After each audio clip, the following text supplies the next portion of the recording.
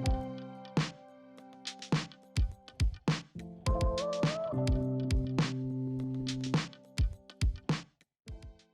I'm sitting here with Tom Weddock, our tournament chair for the FineMark Women's Pro Tennis Championships.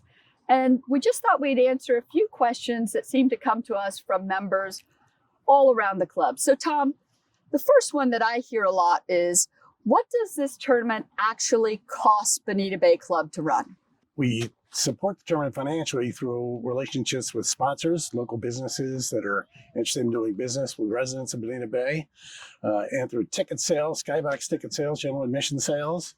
I urge all members to please thank the sponsors that support the tournament and give them an opportunity to compete for your business if you have a need for their product or service. So it's so great that we're running a tournament that brings such prestige to the club. Yep. It's a great unifier for our members.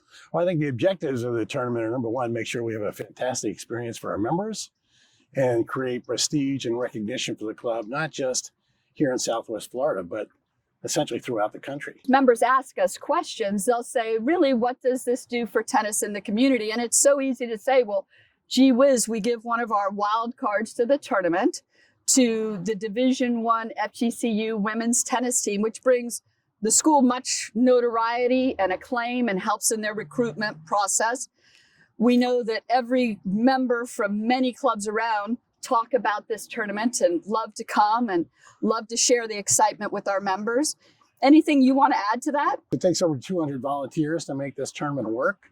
And the members that have done this is our 5th year doing it, have said it's just really a fantastic experience. And the beauty is it spans all the sports within the club. It's not just tennis. There are golfers, pickleball players, spa members that like to come, volunteer, and be part of this tournament.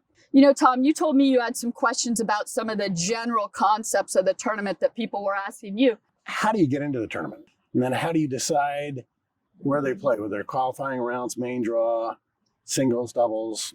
That's a great question. And luckily, we don't have to pick the players. It's all done by ITF, International Tennis Federation points, and WTA, Women's Tennis Association points. And the USTA picks those players. So they pick the players with the highest rankings. They do give preference to American players because USTA stands for United States Tennis Association. And one of their missions is to recognize and embrace and encourage and give play opportunities to American players. So they actually do the draws for us. They set up all the back of the house things so that, one, they follow a protocol at all of these tournaments, and two, it's done properly and we don't have to manage that piece. How many players do we have? Singles, qualifiers, doubles? So we have 32 into the qualifiers, and 8 of those qualifiers will make it into the main draw. And then we have 16 teams in the main doubles draw. That's great. Why do players want to play in this tournament? Oh gosh.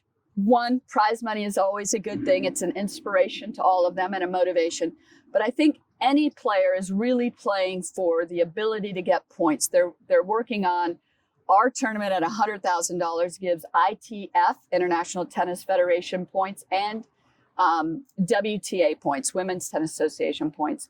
The two don't necessarily go hand in hand with the rankings, but what they do is it allows them to get into some of the bigger tournaments. And, you know, when we talk about the bigger tournaments, ours is 100K, which they're only one of 5 in the whole United States. And in Pennsylvania, there's one in North Florida, believe it or not, 2 in South Carolina, and then ours. But our tournament's 100K, and the winner makes about $15,000. About $5,500 for the doubles winners. And then we sort of think, okay, so how does that relate to, say, the US Open? The US Open is a $60 million tournament, $30 million in the women. And the winner there gets $2.6 million. If that player that played in our tournament makes it to the main draw of the US Open and loses, they make $80,000, which is over 5 times what they make here. That's incredible. So that's what they're really shooting for, Tom. They're shooting to get into these bigger tournaments where there's huge amounts of money, and their ranking points will allow them to get into those tournaments. So essentially playing here in tournaments like this allow them to, if they do successfully, they're able to get into the pro tournaments and make 5 times as much money for losing the first round and winning the last round here. Well said. That's incredible. And okay, you know, that's it's amazing. interesting because the USTA calls this pro circuit series of events the rise to glory. And I don't think there's anybody that knows that story better than you. I mean, you've got off the top of your head all the Coco Gauffs. Coco Gauff, yeah, Coco Gauff lost in the qualifying rounds and ranked number 5 in the world today. Layla Fernandez, who lost in the U.S. Open in 2001, played here.